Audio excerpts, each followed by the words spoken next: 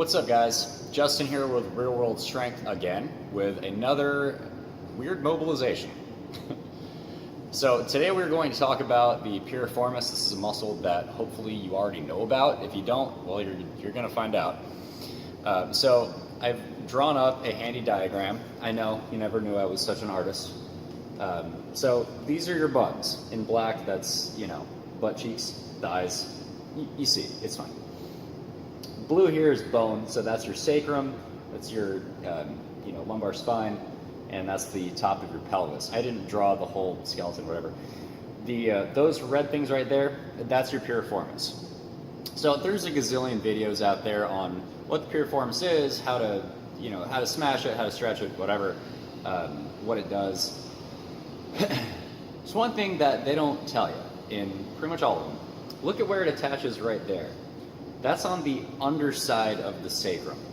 So translation, if you really want to get to the innermost attachment of this muscle, and if you've ever had hip pain or sacroiliac joint pain, sciatic pain, the piriformis is probably involved. This is a really crucial muscle. It's a primary hip extensor and hip external rotator.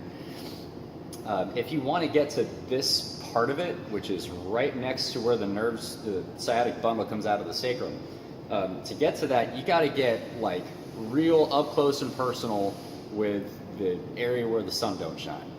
So I'm not going to show you exactly how to do that because, to be perfectly honest, that is one of the very few things that I am not going to put on the internet of myself. So you're kind of on your own there.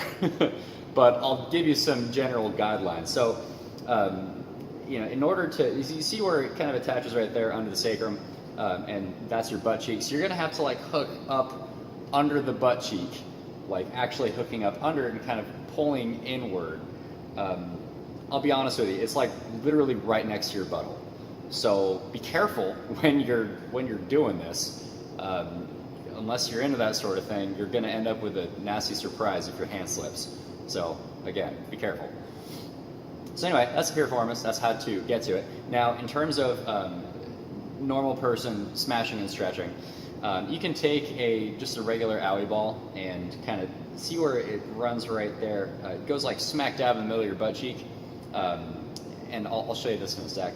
And for stretching it, just remember that it externally rotates and extends the hip. So to stretch it, we're going to have to internally rotate and flex the hip, and I'll show you how to do that in a sec.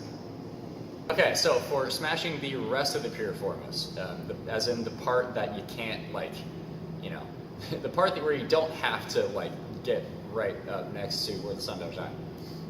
Ball, butt cheek, we'll go from there. So this point right here, that's the greater trochanter, which is bony notch right on the outside of the hip. It's right there. It's a part of the femur.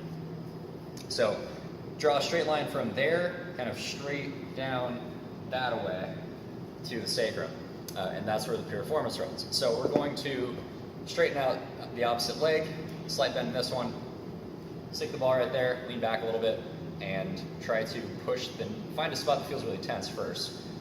It'll feel interesting. Chill out there and try to relax, and ow. That sucks. And then try to push the knee down towards the floor. And we can also pull the knee back towards the midline, kind of go up and down, drag the foot towards the hip, and then extend the leg straight out. None of that feels good. And we can do that on both legs. Now, as far as stretching the piriformis, again, it helps to extend and externally rotate the hip, so we need to do the opposite of both of those things. So we're going to basically flex the hip and internally rotate it. That's going to stretch the piriformis. Now we can try to bring the chest down towards the knee, and I'm kind of poking for tight spots as I go, just to kind of help the stretch along a little bit. You can do that on both sides too. Now be careful when you're doing this that you don't fall over and totally jack up your knee,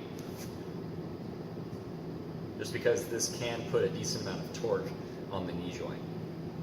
And what I'm poking on right here with my thumb, that's the attachment point at the greater trochanter. So,